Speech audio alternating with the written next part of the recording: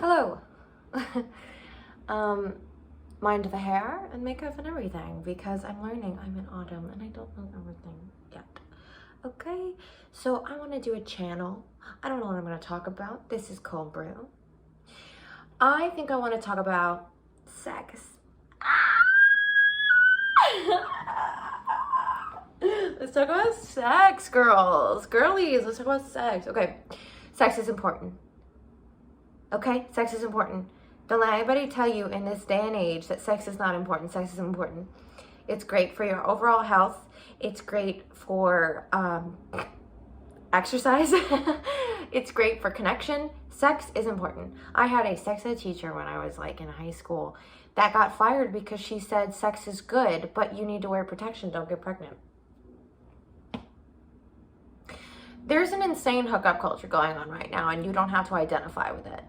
Because the fact of the matter is sex feels a lot better with someone that you trust and not someone that's pressuring you because they have like a boner, you know?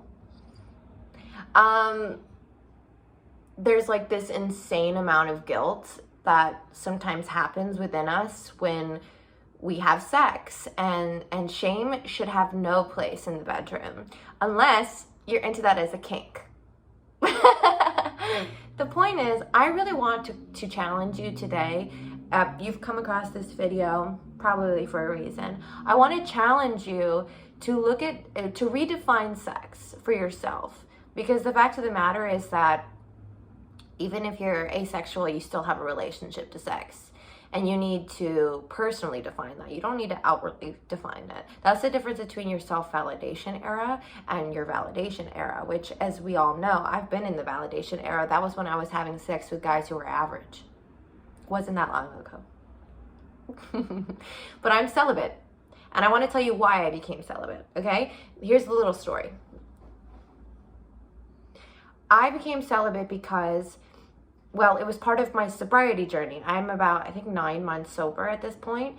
They encourage you not to get into like the AA. I'm not in AA. I've been to some meetings, but just not for me.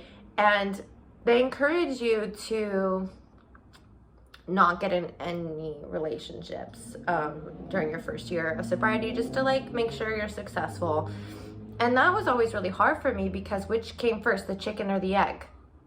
Did I get drunk so I could find myself in positions of, you know, love at first sight? Or did I have love at first sight and then find myself in positions of drunk?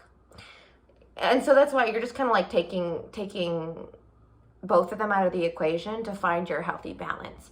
And as I've gotten more sober and as I've gotten more celibate, I have realized that sex is a sacred act. Not like you don't have to wait till you're married. You don't have to re-virginize yourself. You don't have to go find holy water and then go fuck yourself in it. You need to, again, redefine sex for yourself and start looking at it like sacred, because the truth is, I'm a spiritual person, I'm gonna tell you, souls touch in certain activities, and especially if you're a woman, more oxytocin is released during physical activity like that. So you're more likely to become attached. That doesn't mean that women can't have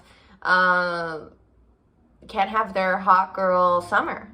That doesn't mean that they can't go out in the world and have sex with whoever they want. It's just about literally that. What do you want? What do you want? Like, because sex isn't part of the transaction, it's a byproduct of the transaction of what you want. So if you really only want sex, be honest, that's not what you want. There's something else there. You want to feel confident, you want to feel sexy, you want to feel liberated, you want to feel empowered, you want to feel an orgasm. Like, it's not just about sex, and I need you to understand that sex is never just about sex. Okay? So for me, I have stepped into the same energy that my bestie has stepped into, which is we're wifeys. At the end of the day, we're wifeys and mommies. And I've always really wanted to just be the detached hot girl who can just have a lover. But I'm not. I am wifey and I am mommy, and that's okay. And I have an entire album that I'm releasing called Mommy Issues about that. But the fact of the matter is I had to look at myself and acknowledge that. Because now sex is like a totally different game. A little TMI, during my celibacy journey, I met someone that he takes my breath away. Like, he is just, he's the most beautiful man I've ever seen in my life. Like, straight up. Like, just so beautiful. And I'm not going to disclose too much of the information, but there was just a point where I was challenged, and I had to like really check in with myself and say, what is it that I want? You know, what is it that I want? Because I could have this beauty and experience this beauty, but you know, what's my long-term goal? And sex, sometimes we don't look at our long-term goals in regards to sex, and it's very mature too, you know? So for me, it's like sex, like I said, is a byproduct, not an end goal. So if my end goal is marriage, eventually I want to be married to like a hot a hot guy who thinks I'm great. Is that the only criteria? No, but I'm not going to disclose everything. Jesus, get a little mystery going. So I just challenge you. In this short little video, I challenge you to really just like take your journal out, take your iPhone notes out, and smoke a little weed or something, or like have some tea or have a glass of wine if that's what you're into, cold brew. And ask yourself, what's the definition of sex for me? What's my end goal in the grand scheme of things when it comes to relationships? And get real honest. Get real honest, because that's going to change everything. Honesty changes everything. I love you. Have a great one.